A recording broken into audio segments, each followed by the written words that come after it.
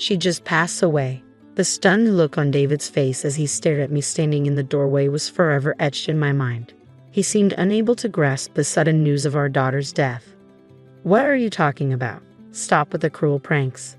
That's a terrible joke. David mocked me as I stood there soaked from the rain. It's not a lie. How could you let this happen? I'll handle the funeral arrangements, so please stay away from the house for a while. Goodbye.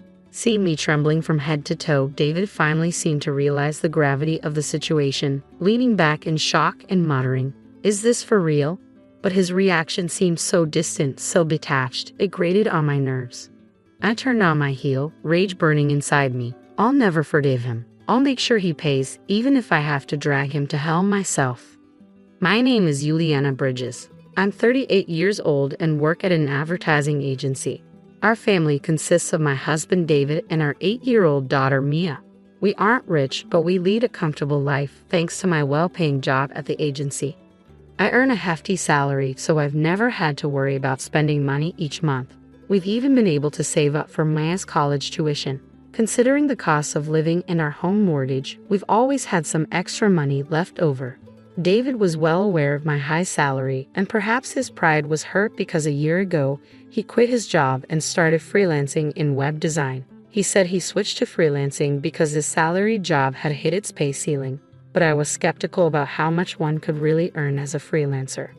Of course, I objected when he said he wanted to quit. I thought it would be safer to stay in his job, get his full retirement benefits, and then think about other options. But David was adamant about freelancing, so that's what he did. Ever since he began freelancing, David has been working from home. Maybe his stated reason for quitting his job was just a cover and he was really tired of the office politics. Either way, I had to get used to a new routine where David was always home when I left for work. At first, Maya seemed happy that her dad was always at home when she came back from school, but lately she seemed somewhat discontented. She probably feels like she's being constantly watched. She's only 8, but Maya is more mature than her classmates. So our life was going along without any major issues, but I didn't notice that the cracks started appearing when David began working from home. When David started working from home, I asked him if he could help a little with the household chores. Can you help with things like cleaning and laundry? I'll still cook the meals. I always have excuses. Why do I have to do housework? You're home more and you have more free time. It would be nice if you could help out a bit when you're not too tired. Free? Just because I'm a freelancer doesn't mean I'm not busy. In fact, I've got a lot on my plate. I can't deal with household stuff on top of that. David brushed aside my modest requests. I understand that freelancing can be more unstable and mentally taxing compared to a regular salary job. That's one reason why I didn't want him to switch in the first place. But household chores are nobody's specific job, and I've been doing them all alone even though we've both been working. I thought he could share some of the load. But I work too, you know. It should be equal. You've managed everything by yourself up until now. Don't start complaining now. David, convinced he was in the right, wouldn't listen to me at all. In the end, I continued to handle all the household chores as usual. I don't assume he's not busy just because he works from home, but whenever I return home late at night, I'd invariably find David sprawled in front of the TV or deeply engrossed in his smartphone. Is dinner ready? He'd ask with an air of entitlement, which always infuriated me. What's more, since working from home, he seemed to become more concerned about cleanliness, always demanding that I clean the house more thoroughly, pointing out every little piece of dirt on the floor, the windows in the bathroom. If you're so concerned, why don't you clean it up yourself? I'm only human. I can't get to everything, I'd reply. Are you talking back to me? Clean up your own mess. It's our family's home. It's not like I'm the only one making it dirty. Yet David would go off on these bizarre tangents, and I was utterly baffled by his logic. Maya would quietly listen to our exchanges from a distance. You know, Dad's always glued to his phone, she'd say. I wish we could go out together on weekends, but Daddy's always busy on his phone, Maya said one Sunday morning as I was preparing breakfast. Apparently, Maya had asked David to go out and play the previous evening, but he refused, barely looking up from his phone. That's true, he's always on that phone, I acknowledged. He's been like that since before you come home from work. Sometimes he's on calls too. Calls? Yeah, he always sounds friendly and I can hear a woman's voice. From Maya's account, it didn't seem like David was talking to a client or a colleague. I tried to think of who he could be talking to so frequently. As a freelancer, I was unfamiliar with the world of freelancing, so I didn't know, but the mention of a woman's voice definitely bothered me. Could he be having an affair? It wasn't unthinkable. He had started working from home only a few months ago, and he now had more free time than when he had a regular job. Trying not to let Maya see my agitation, I focused on preparing breakfast. Several months passed since David started freelancing. He still never helped with any of the household chores, and he began spending whole days away from home during the weekends. I have work to do. Freelancers don't get days off, he'd say as he left the house, dressed sharper than usual, even wearing cologne and accessories he didn't normally use. I had my suspicions, but with no evidence, confronting him would be pointless. Besides, even if David was cheating, I was torn about what I should do. I knew it would be better to part ways. But thinking of Mia, it wasn't an easy decision. Every day, I agonized over the potential consequences for Mia of taking her father away from her. Our lives continued in this way, but a turning point was soon to come. One Monday morning, as I was preparing for work, Mia didn't get up as usual, and I was getting anxious that she'd be late for school. "Mia, it's morning. You need to get up, or you'll be late for school." When I went to Mia's room to wake her up, she looked completely drained. I rushed to her side and placed my hand on her forehead. "You're burning up, Mia." "Yeah," she murmured weakly. I got a thermometer and took her temperature. It read 103 degrees Fahrenheit. Panic set in as I realized I couldn't take the day off today. I had an important meeting. While I was panicking, David entered the room. "What happened?" "Maya is running a high fever. I can't take the day off from work today. Maybe we should call a babysitter." "A babysitter? I'll take care of her." "What?" "Just let her rest. I can make her some soup. It'll be fine." I was utterly taken aback by David's sudden willingness to take care of Mia. David, who had never lifted a finger to help with household chores or child rearing, was now offering to care for our daughter when she was sick. Unbelievable. Though I found it hard to believe, I decided to trust him given the urgency of the situation. "All right, thank you. There's some fruit in the fridge. Give her some if she feels like eating." "Got it." Relieved by David's reassuring response, I hurriedly got ready and left the house. I was deeply concerned about Mia, but arriving at work on time was my top priority for the moment. By the time I reached my office in New York, the skies had darkened and it had started raining. Fortunately, I had a foldable umbrella with me, so I reached the office without getting wet. The meeting began in the afternoon as scheduled, but I couldn't stop thinking about Mia.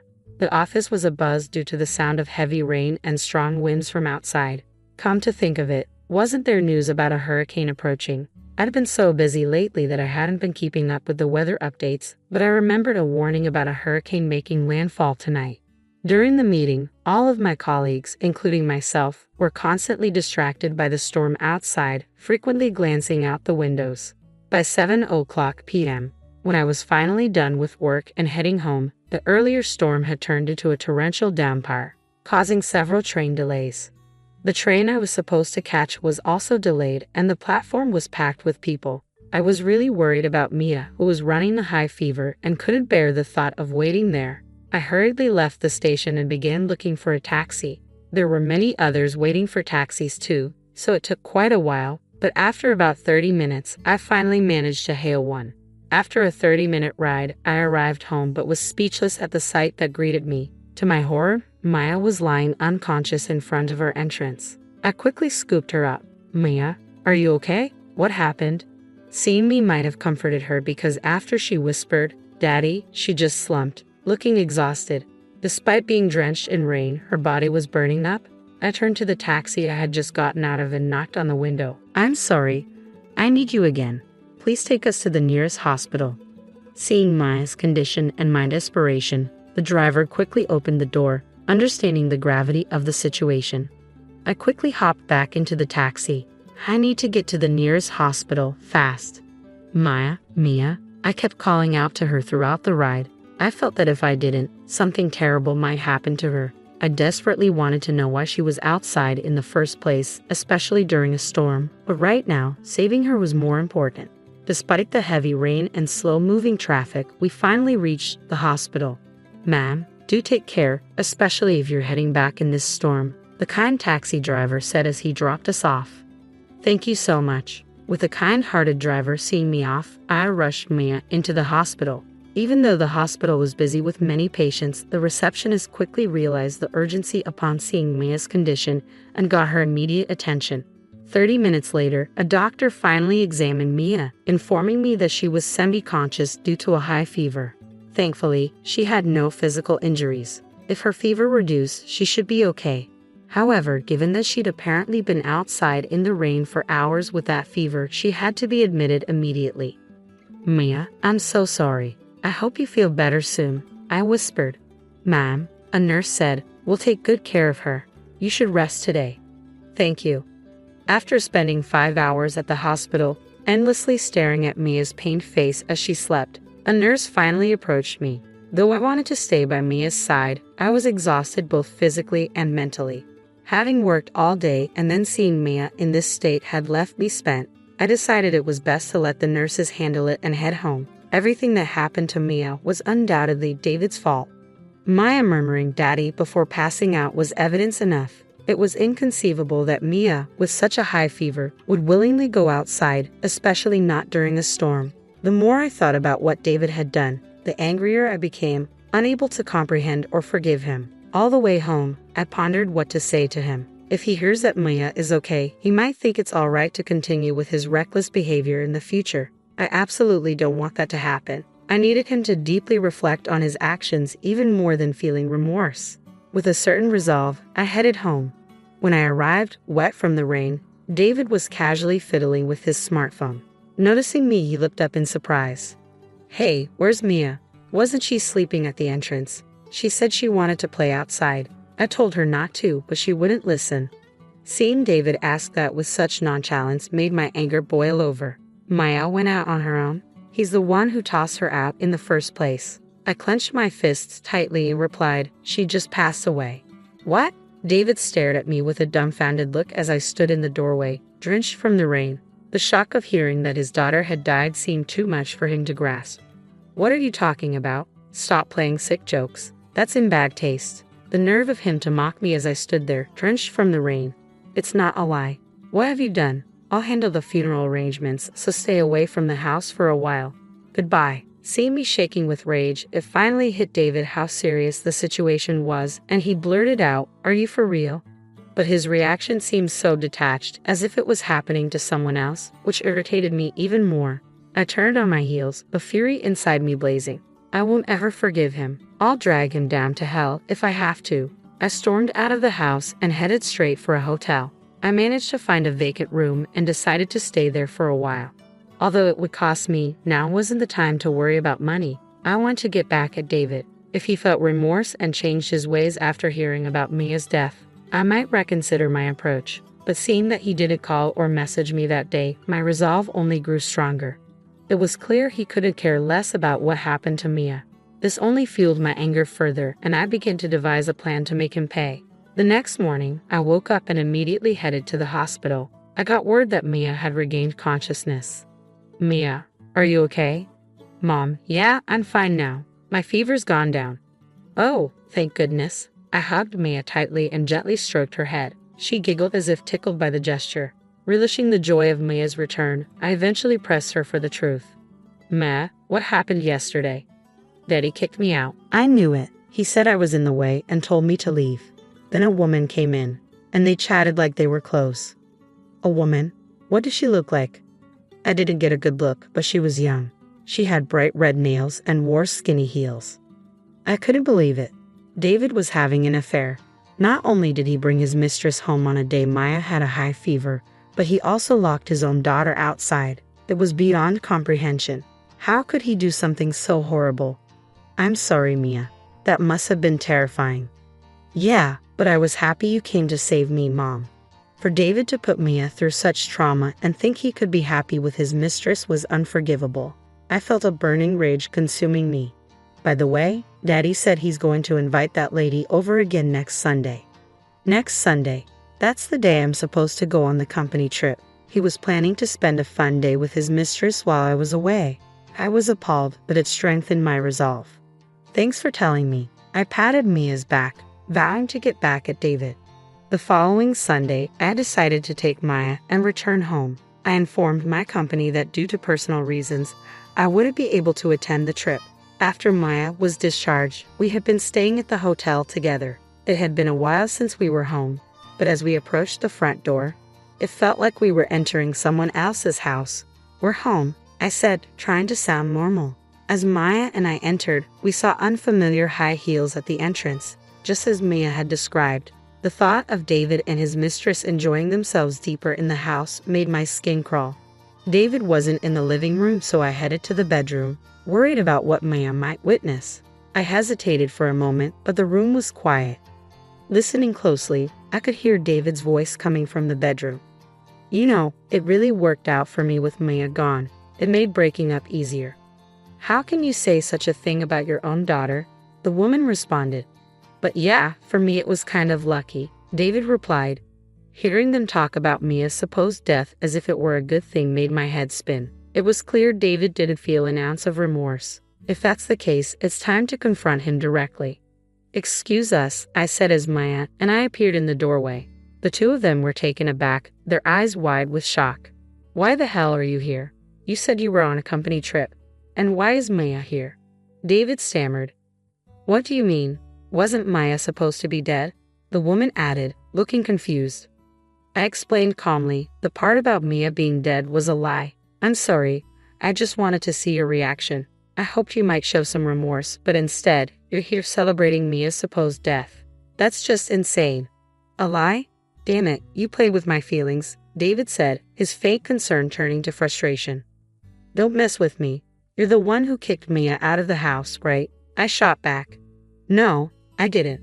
Maya just—" "Daddy did kick me out," Maya interrupted. "He said I was in the way because he wanted to be with that woman." With Mia's swift revelation, David's face turned pale.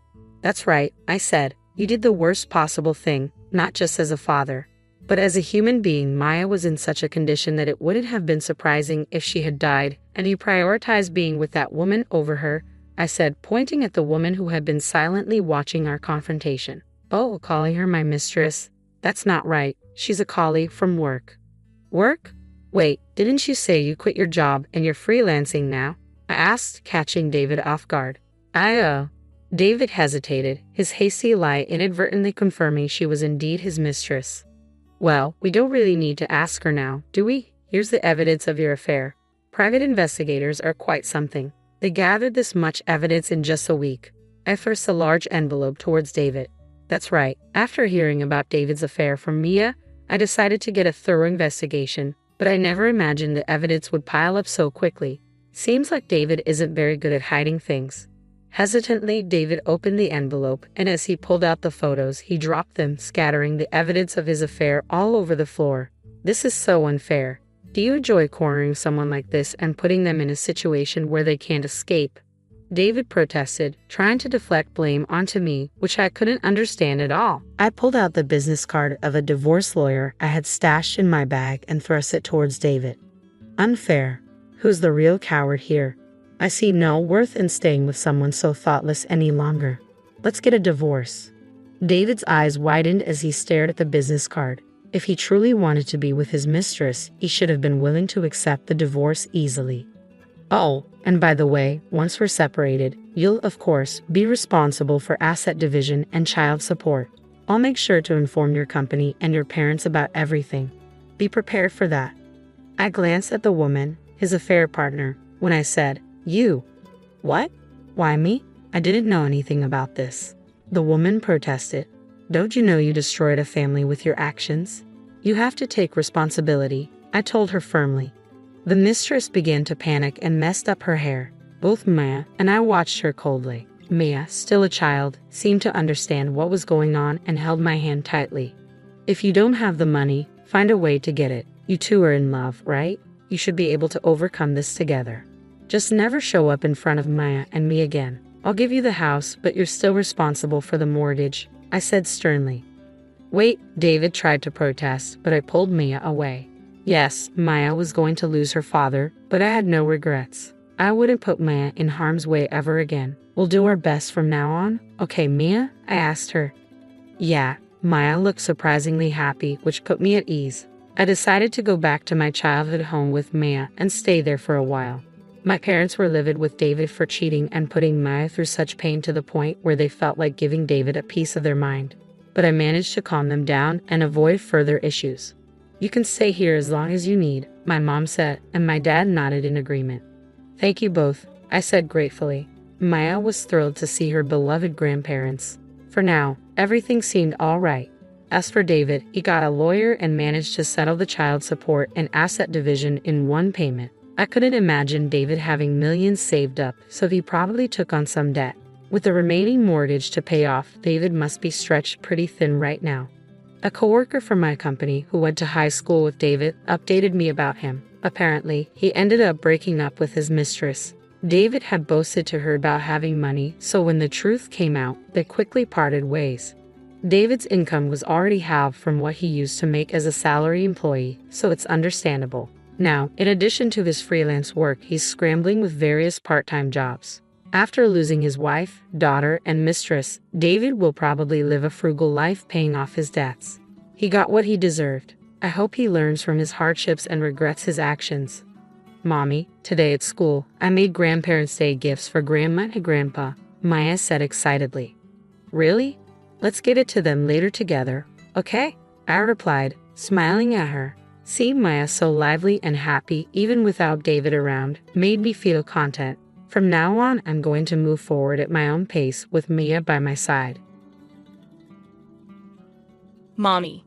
I heard my daughter's voice, sounding surprised and worried. I tried hard to stay awake, but I couldn't, and I fell unconscious right in front of her. When I woke up, I was in a hospital bed. My daughter was holding my hand tightly, not wanting to leave me alone. I felt bad for scaring her. I was about to say sorry when she spoke first. "Mommy, the baby in your tummy says they don't want Daddy to erase them." Her words surprised me. My name is Linda Williams. I'm 27 years old, and I take care of our home. I live with my husband, Mark, who is 2 years older than me, and our daughter, Sarah, who is 4 years old. Before, I used to work as a sports trainer, but I had to stop because I got pregnant. It made me sad to leave my job, but I wasn't feeling well often after I found out about the pregnancy, so I didn't have a choice. It was tough for me to quit, but there were some good things too. Before that, Mark didn't really help out much with chores or taking care of Sarah, but he started doing more to help me out. Even though I was worried about my health, I was happy to see Mark changing. I thought things would be okay. "Mommy, wake up. It's morning." I woke up to Sarah's voice, and it was already 7 a.m. Sarah's daycare bus comes at 7:30 a.m., so I got up quickly. "Oh no, Sarah, we have to get ready fast. What happened? We slept too late. If we don't hurry, we'll miss the bus." While brushing my teeth, I worried that Sarah might get confused. When I left the room, I realized I hadn't seen Mark anywhere. He usually leaves by 7:15 a.m., so he should still be at home. Maybe he's downstairs having breakfast. I felt a bit annoyed that he didn't check on us, but I headed for the stairs. Then it happened. I slipped, and for a moment, I felt like I was flying through the air. I'm going to fall. I reached out instinctively and grabbed onto the handrail, stopping myself from tumbling down the stairs. Phew, that was close. I immediately put my hand on my stomach, but I didn't hit it, and it didn't hurt. Just as I let out a sigh of relief, Sarah, looking worried, rushed over. "Mommy, are you okay?"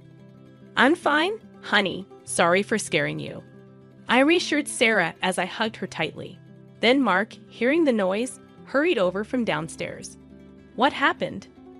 I slipped and almost fell down the stairs. "Whoa, be careful." "I'm sorry, but it felt like the floor was really slippery and... Wait a minute. I noticed that the floor looked cleaner than usual. I hadn't noticed before, but the wooden floor in the hallway was shining, like someone had polished it. Mark then explained in a flustered tone. "All right, I waxed the floor last night." "Waxed? Why did you suddenly decide to do that?" "I noticed it while cleaning the floor, but I guess I got a little too excited." "I'm sorry," Mark explained. "Oh, I see." I was surprised that he had waxed the floor, something he had never done before. But lately, he had been helping out a lot more with chores around the house. So maybe he was starting to notice the little things. Once men start paying attention to details, they just can't stop, can they? Even though it seemed a bit strange, I decided not to worry about it. A few days later, on a Sunday, Mark had to work, so I took Sarah to the park by ourselves. Before, I used to run around and play with Sarah, but I couldn't do that now. I watched Sarah happily playing on the swing, with a water bottle Mark had prepared for me in my hand. Who would have thought that Mark would start preparing things like a water bottle for me? When Sarah was born, Mark wasn't interested in anything at home. It still makes me emotional when I think about it. He didn't seem interested in Sarah either, so whenever I talked to him about it, he got upset, and he started coming home from work later and later. The fact that he now prepares a water bottle for me is still surprising, but it makes me really happy. Thinking about this and feeling a bit thirsty, I decided to take a sip of the tea Mark had made for me. Then, Mommy, Sarah called out suddenly. After drinking about a quarter of the bottle, I suddenly felt dizzy and started to feel unsteady on my feet. I held onto the swing's fence for support, but even then, I could feel myself getting weaker, and it was hard to stay standing. Mommy, what's happening? Help, Mommy! I heard Sarah's voice, sounding surprised and worried. I tried my best to stay conscious, knowing that if I fainted, Sarah would be left alone. But despite my efforts, I collapsed while shielding my stomach. When I woke up, the first thing I saw was the bright white ceiling above me. I felt disoriented for a moment, but then I noticed the smell of disinfectant and saw a nurse approaching, asking, "Are you okay?" It dawned on me that I was in a hospital, and then I thought of Sarah. "Excuse me, do you know where my daughter is?" She was with me when I passed out. I asked the nurse as I sat up. She nodded understandingly and reassured me with a smile. "She came to the hospital with you in an ambulance. She should be with your husband now." My husband? He left work early to come here. He arrived a little while ago. He's such a caring husband, the nurse informed me before leaving the room to call them. Feeling relieved that Sarah wasn't alone, my head started spinning again, and I collapsed back onto the bed.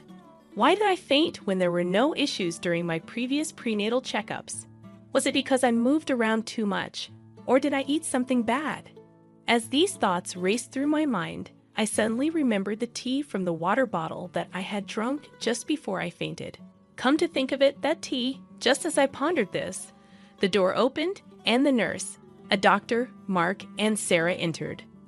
"Mommy," Sarah exclaimed with relief. "Sarah, I'm so glad you're here. I'm sorry for leaving you alone," I said, relieved to see her.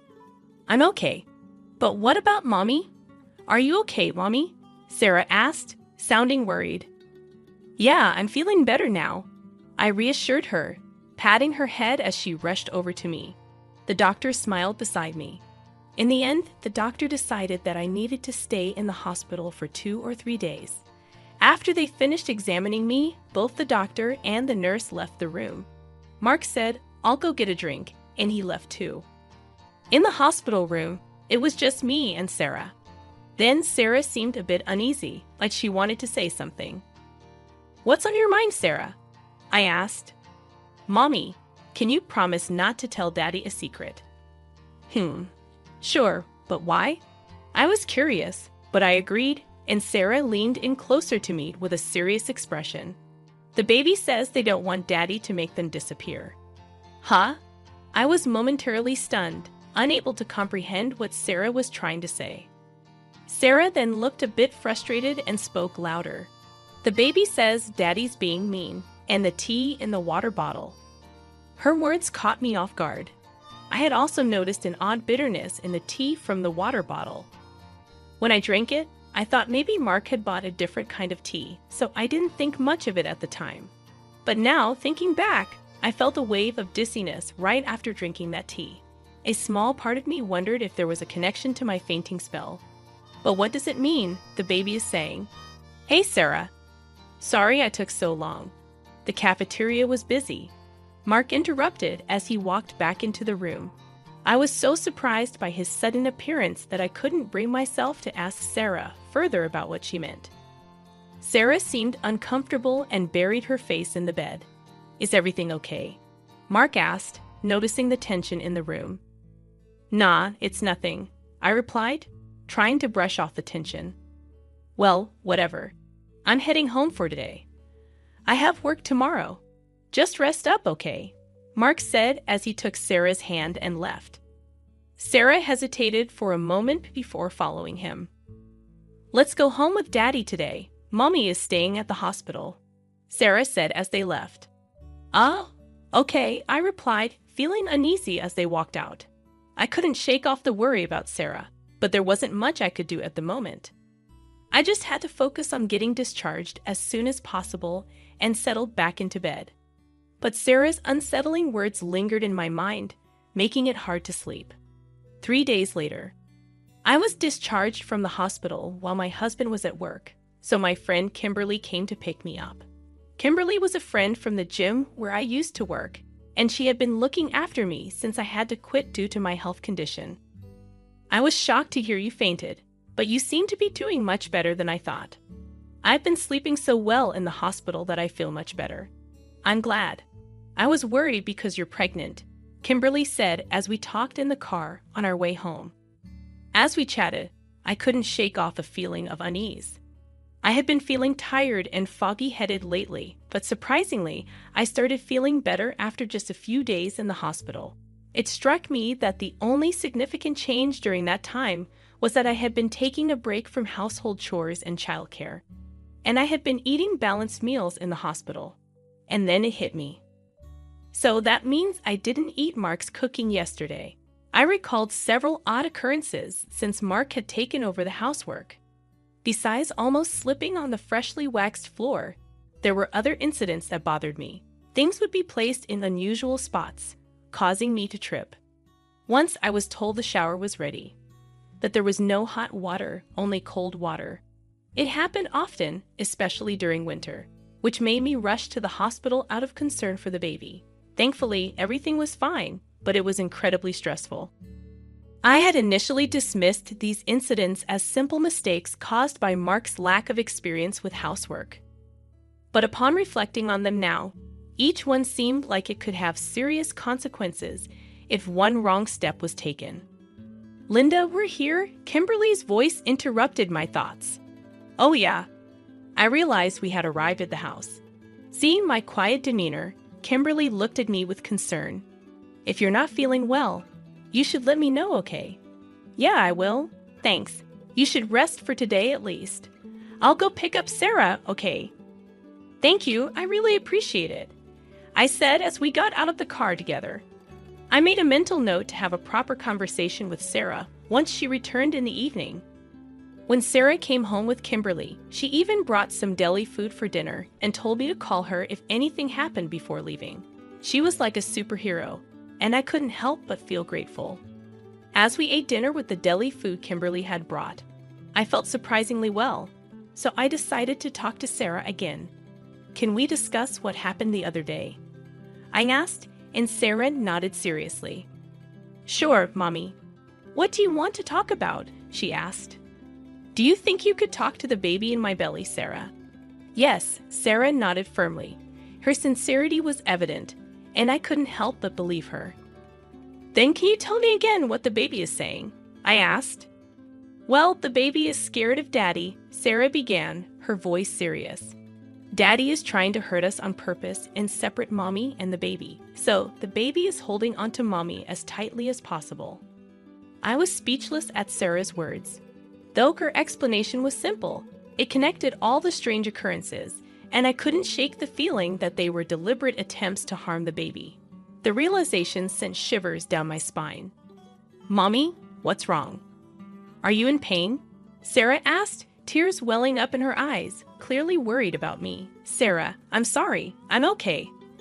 I reassured her, hugging her tightly as I wiped away her tears. In that moment, I made a silent vow to myself. I needed concrete evidence or no one would believe what was happening.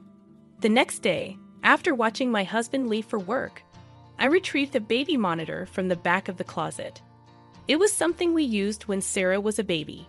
If this revealed what I feared, It would be terrifying. But if it showed nothing, that would be a relief too. With a glimmer of hope, I hid the camera behind a houseplant. A few days later, I mustered the courage to check the footage. What I saw was beyond anything I could have imagined. It shattered the small hope I held onto. And in that moment, I made a decision. I wouldn't let this go unpunished. A week or so passed since I saw the footage. Earlier in the day, I had left Sarah at my parents' house. Now, I had tidied up the entire house and prepared a perfect dinner before Mark came home. Mark finally arrived and was surprised to see the elaborate meal set on the table. "What's going on? I could have made dinner." "I can't let you do anything dangerous anymore," I said firmly. "Huh? What do you mean?" Mark asked, a hint of caution in his eyes. "I mean exactly what I said. What have you been feeding your pregnant wife all this time? I don't understand it at all." "My health has improved significantly since I stopped eating your cooking for the past week," I explained, my tone serious. Mark seemed slightly shaken by my words. As I continued to speak, I noticed his expression shifting. "I've been pretending to eat your cooking and throwing it away," I confessed. Mark's eyes widened in surprise.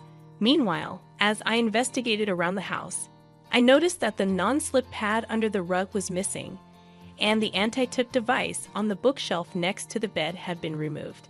It sent shivers down my spine. These actions weren't just aimed at our baby. They implied that I was also a target. When I glanced at Mark, I noticed his mouth twitching as he attempted to force a smile. Suddenly, I recalled instances when body wash had spilled on the bathroom floor after a shower and items had fallen from shelves. If I had slipped and hit my stomach during any of those incidents, it could have been disastrous. Those were just coincidences, right? Maybe I just made a little mistake, I mused aloud. I thought so too, until I saw this. I thrust my phone in front of his face and played the footage recorded on the baby monitor. In the video, Mark was clearly heard speaking on the phone. "I understand, but it's not going as planned. It's surprisingly difficult to make someone disappear in an accident. Well, 2 people. It would be best if the baby in the belly could disappear too." Mark's voice echoed from the video. The words sent chills down my spine, no matter how many times I heard them. As I watched Mark, I noticed him trembling slightly and remaining silent. Despite my wariness, I continued to speak. "The person on the phone is a woman, isn't it? You're discussing doing terrible things once I'm gone, things too disgusting to even mention. How dare you spy on me like this? I'll sue you. Do you even understand what you've done?" "Just shut up. Just shut up." Mark exploded, his face turning bright red as he lost control and lashed out at me. Instinctively, I hunched over to protect my stomach. Suddenly, there was a loud bang, and I heard Mark scream, "Landa, are you okay?" "Kimberly, thank you," I said with relief as I looked over to find Kimberly, who had easily subdued Mark and was now laughing. In fact, she's a strong woman who has won the National Wrestling Tournament multiple times. I had asked Kimberly to stand by in the next room just in case. Mark, pinned down by Kimberly, was now shouting angrily, "You think you're alive because of me, right? Yet you keep bothering me with demands to play with the kids and help with housework. If you all would just disappear, I could live freely. Just get lost, for my sake, you idiot." "So, that's what you think. But thank you, huh? Actually, you just helped me a lot by self-destructing," I said calmly, thrusting my phone, which was on a call with 911, in front of Mark. I had put it on call mode earlier, so all of Mark's words had been recorded and sent directly to the police. "Please, not the cops," Mark pleaded, struggling to escape Kimberly's grip, but she held him firmly in place. "I'm sorry, I was wrong, please, I apologize, forgive me." Mark continued to beg, but it was too late for apologies. "That's not something you can get away with just by apologizing. What you were about to do." "Don't say such things," Mark interrupted, thrashing around. Suddenly, the sound of several footsteps and a voice saying, "We're coming in" echoed, and police officers entered through the unlocked door. In no time, Mark was taken away. Even as he was being escorted out, He pathetically clung to me, pleading for help. A subsequent investigation uncovered Mark and his mistress's sinister plan. Their objective was to eliminate me, who stood in their way, so they could be together. Even if they failed to get rid of me, they planned to fabricate a story about the loss of our child due to my carelessness, leading to divorce. Moreover, they hoped to blame me for the incident to claim compensation during the divorce proceedings. The audacity of their scheme leaves me speechless. Even now, the thought of what could have happened if I hadn't noticed anything sends chills down my spine. Mommy, the baby is happy. She says she can always be by your side, Sarah said as soon as I picked her up. Yes, I'm so glad. It's all thanks to you, I said, thanking my daughter from the bottom of my heart as tears of relief flowed. Mommy, why are you crying? The baby is looking forward to meeting you. I'm also very excited, Sarah said, noticing my tears. A month after Mark's arrest, our divorce was finalized. A few months later, with Matt by my side, I gave birth to a healthy baby girl. Sarah was overjoyed to meet her little sister and has since become a very reliable big sister. You have to stay home while we go on our family trip because it's more fun without anyone else there, my mother-in-law said happily on the phone. I might bring you back a souvenir if I remember. I was supposed to go on this trip with my in-laws and my husband, but now they were leaving me behind. Ever since I married her son, my mother-in-law, who really loves him, never misses a chance to say something mean or bother me. Staying home might be a problem, I said back, but my mother-in-law just laughed like she was making fun of me. Is it a problem for you? Just think of it as punishment for not doing what I say. Then she hung up. It's not a problem for me, it's a problem for you guys, right? My name is Jessica, and I'm 30 years old. I do housework and work part-time at the local supermarket. It's been 3 years since I married my husband, Mike, who used to work with me. Even though we worked in different parts of the company, we talked a lot before we started dating. What really brought Mike and me closer together was a party at the end of the year at our office. It was a big gathering with people from different departments. Luckily, I ended up sitting next to Mike. Since we were already friends, we talked easily. At one point, Mike had to leave for the restroom and I was left alone. That's when a boss from another department, who had been drinking a lot, started bothering me, trying to get me to drink more. I didn't know what to do because he was a boss I didn't know well. Just when I was feeling uncomfortable, Mike came back. He saw what was happening and calmly took the boss away to another table. When Mike came back to our table, he asked if I was okay and joked about how the boss couldn't handle his alcohol. That's when I started seeing Mike in a new way, and I confessed that I had feelings for him. That's how our relationship started. Things went smoothly from there, and we got married 3 years ago. Even though we don't have kids yet, our marriage is strong and happy. Even though Mike and I are happily married, there's one big problem. My mother-in-law, who we're currently living with, when we first got married, we had our own apartment, but there was a fire in the building next to ours, and our place got flooded with water from the firefighting efforts. We had to leave because our apartment wasn't safe to live in anymore. We didn't know where to go, but Mike's mom offered for us to stay with them. We were thankful for the help and moved in with them. But things got difficult after we moved in. My mother-in-law, who already made mean comments sometimes because she loves Mike a lot, started nagging me more often. One weekend, for example, I had finished all the chores and was relaxing with a cup of coffee in the living room. When my mother-in-law came home, she started bustling around the house. Then she came up to me and said, "Jessica, you're not cleaning properly. You need to spend more time on it and be thankful for your hard-working husband. As his wife, it's your job to support him. I can't believe you can't even do that much. If you're not happy, then you should leave right now." Honestly, I felt frustrated thinking, here we go again. My mother-in-law constantly criticized me, and it seemed like it happened almost every day. I figured the only reason she agreed to let us stay with them was because she wanted to be close to her son, Mike, again. My presence as his wife probably just annoyed her.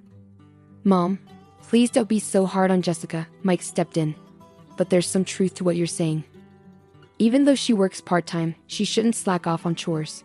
Mike often took his mom's side, which sometimes made me wish he'd support me more as his wife. I never meant to neglect the housework. Even though I work 4 days a week, I always make sure to take care of our home and family of 4. even when I'm not feeling well. On the other hand, my mother-in-law, who's a homemaker, spends most of her time going out and having fun. Since we live in her house, I couldn't complain openly. I just try to be patient in this uncomfortable situation. Then one day, something unexpected happened. Mike suggested that we go on a trip, just the two of us. Why don't we go to a spa resort next month? The busy season at work is over, and I need to use up some of my annual leave. I thought it would be nice for us to relax somewhere. A spa sounds amazing. I haven't scheduled any work shifts for next month yet, so I can take time off, I told Mike. After talking it over, we decided to go on a 2-day spa trip in the middle of next month. Since we planned to go during the week, we expected to have a peaceful and unhurried time together. I was thrilled about the trip and couldn't contain my excitement. Whenever I had a moment, I found myself researching our destination. Just as I was getting ready to book our stay, my mother-in-law said something surprising. "Jessica, I heard you and Mike are going on a trip. Why didn't you tell me?" she asked. Well, I stuttered, worried about how she might react. Then she said exactly what I feared she would. "Next month is my husband's and my anniversary. I was thinking of celebrating with a family trip. A fancy hotel would be nice." I really didn't want to go on a trip with my mother-in-law. Mike and I were planning on going by ourselves this time. How about we all go together next time? I suggested, hoping to compromise. But my mother-in-law wasn't having it. "It won't be the same if it's not this time. It's our anniversary celebration." Just as I was about to respond, Mike walked in from work. "Welcome home, Mike. We were just talking about the trip," my mother-in-law said enthusiastically. "Oh, I'm excited," Mike said, seeming to agree with his mom. I wondered how she found out about the trip, but it seemed like Mike might have told her. Mike noticed my look and seemed a bit uneasy. "Mom's really excited, so let's postpone our trip for another time. It'll be more fun if we all go together," Mike suggested. With Mike and his dad agreeing, I couldn't refuse going on the trip with all of us. "Okay, next time it'll just be us, I promise," Mike said, looking relieved when I reluctantly agreed. Even though I wasn't happy about how the trip turned out, there wasn't much I could do about it now. At least I decided I'd be the one to pick the places we visit and the food we try. So I took charge of booking hotels and planning our sightseeing. Then came the day of the trip. I had packed everything the day before, so the plan was to wake up an hour before leaving, enjoy breakfast, and then head out. When my alarm went off, I stretched and called out for Mike, noticing he wasn't beside me. Then it hit me, he wasn't anywhere in the house. Could it be? I dialed Mike's cell phone, but there was no answer. When I called my mother-in-law's phone, she picked up right away. "Oh, Jessica dear, what's up? Mike can't talk right now because he's driving." "Where are you guys?" I asked, feeling a sinking sensation. My mother-in-law responded casually, "Isn't it obvious? We're on a family vacation. It wouldn't be a proper family trip with an outsider like you, so you'll have to stay home. Maybe we'll bring you back a souvenir if we remember." I could hear the triumph in her voice. "Stay at home? That's going to be a problem," I told my mother-in-law, but she just laughed mockingly. "Oh, is it a problem for you? Just see it as punishment for not doing what I say." Then she hung up abruptly. I covered my face with my hands and shook my shoulders, but instead of crying, I burst out laughing. Well, they better enjoy their trip. They'll regret leaving me behind. I quickly went online and booked a nice hotel in the tourist spot we were supposed to visit today.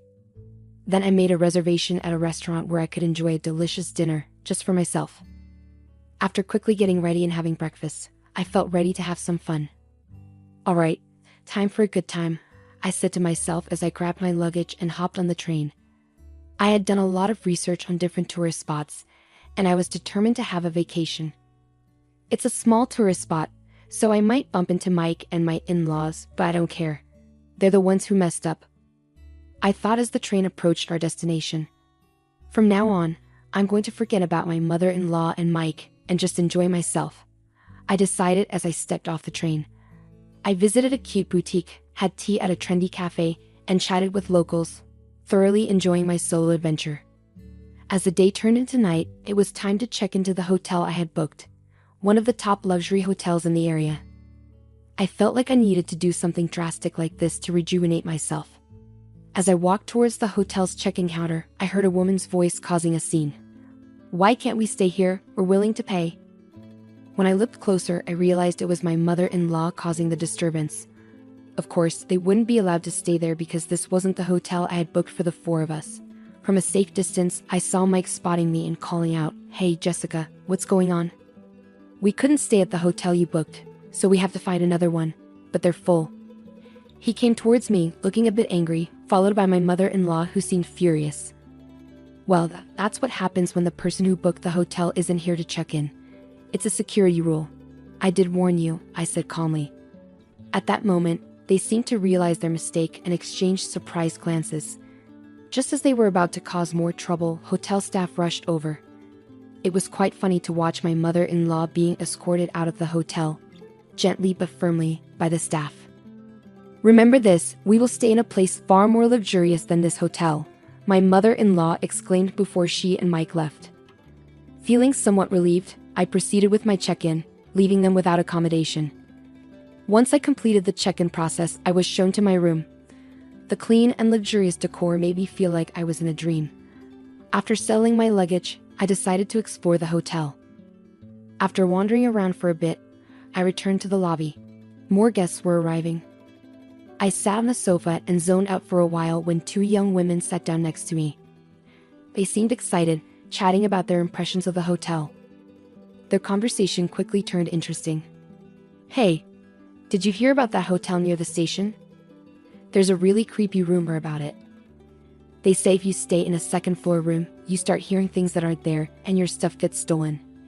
And even worse, there was a case where someone died and nobody knows who did it. We're so lucky we're staying here, right? Do you think it's true? But why hasn't anyone been arrested? I mean, wouldn't you call the police if something like that happened? Well, there are rumors that even the hotel staff might be involved. It's so scary. What a dangerous place." When I checked the time, I realized it was almost time for my dinner reservation. I quickly got up and hurried to the restaurant. The meal was so satisfying. After dinner, I returned to the hotel, took a relaxing bath, changed into my pajamas, and settled in to watch TV. That's when my phone rang. "Hello. We found a hotel to stay in, and it's really nice. It's a shame you're not here with us. But don't worry, we'll enjoy it twice as much for you," my mother-in-law said cheerfully. "Oh, is that so? Well, you're lucky to find a place at the last minute," I replied casually. "Isn't it? It's quiet and relaxing here because there aren't many other guests around. Plus, it's so close to the tourist spot, and the hotel is gorgeous." "I wonder why that is," my mother-in-law went on. That's when it hit me. Could it be the hotel near the station? "Yes, that's the one." "Why do you ask?" she responded. I remembered the unsettling story I had heard about the hotel's bad reputation in the lobby before dinner. "I think you should leave," I warned my mother-in-law. But she just laughed off my concern. "Are you jealous that we found a nice place to stay? Well then, too bad for you. Bye." Once again, my mother-in-law ended the call without giving me a chance to respond. I didn't bother calling her back. I had given my advice, and that was enough. I switched off my phone. I didn't want my relaxation to be interrupted any further. I spent the rest of the evening leisurely and drifted off into a peaceful sleep. The next day, after checking out of the hotel, I visited the tourist spots I had missed the day before. I returned home as the sun was setting, feeling content. As I approached the house, I noticed light leaking out from the windows, indicating that the three of them had already returned home. "I'm back." I announced my arrival in my usual tone as I opened the door. As I entered the living room, all three of them started talking at once, creating a commotion. I was taken aback but managed to calm them down. Then my mother-in-law began recounting the incident from the previous night. After they had all gone to bed, they heard sounds of wrestling and someone entering the room. Paralyzed with fear, my mother-in-law stayed in bed quietly while the intruder seemed to roam around the room for about 10 minutes before leaving without a sound. Feeling relieved, my mother-in-law eventually fell back asleep, only to wake up the next morning to find that all their belongings, including wallets and smartphones that were left on the desk, were gone. The only things left were the coin pouch and key holder that Mike had kept in his jacket's inside pocket. In a panic, they rushed to inform the hotel staff, only to be told, "You still need to pay for the room." Shockingly, the hotel staff didn't even call the police. Feeling helpless, the troubled trio used a coins mic to make a call from a public phone to a nearby relative, pleading for help. Luckily, the relatives arrived swiftly, covering the hotel charges and arranging for their safe return home. They promised to report the incident to the police soon. However, their frustration turned towards me. If only you had warned us more seriously to leave, we wouldn't have ended up in this mess, my mother-in-law scolded. That's right, Jessica, you bear some responsibility for this incident. What are you going to do about it? Mike added, joining in with his mother's scolding. But if my in-laws hadn't left me behind to go on their trip, none of this would have happened in the first place. I did warn you, didn't I? I responded honestly. Mike's face went pale. Shut up. You're just the wife. Don't get cheeky. We're getting a divorce. I can't put up with you anymore. I was stunned into silence. I quietly went to our bedroom, retrieved something from the cabinet, and returned to the living room to show it to Mike. Divorce? Fine by me. I don't need a husband who won't stand up for his mistreated wife, I declared firmly. Mike's face went pale. What I had brought out were the divorce papers I had asked a lawyer to prepare. I had been getting ready for this possibility. Maybe we should take some time to think about it, Mike stammered, but my mother-in-law saw an opportunity to push Mike towards the divorce. You should just get rid of such a terrible wife now. Your mom will find you someone better, she urged. Unable to go against his mother's wishes, Mike eventually agreed to the divorce. Well then, goodbye. Please enjoy your life with your beloved family, he said, breaking down. Ignoring Mike's emotional state, I left the house. Later, through my lawyer, I submitted the divorce papers, and the divorce was finalized. Despite Mike's attempts to reconcile, I ignored them all. Meanwhile, my mother-in-law, who had succeeded in getting rid of me, seemed happy for a while, but her joy didn't last long. The news of the divorce and the end of their living together spread throughout the neighborhood, and people who enjoyed gossiping quickly connected it to my mother-in-law's mistreatment of me, revealing her unpleasant nature. She began to face judgmental stares from those around her, and it seemed that finding a new wife for Mike was no longer a priority. I returned to my hometown and was able to find a new job thanks to a friend's recommendation. After everything I've been through, I have my fill of marriage for now. I plan to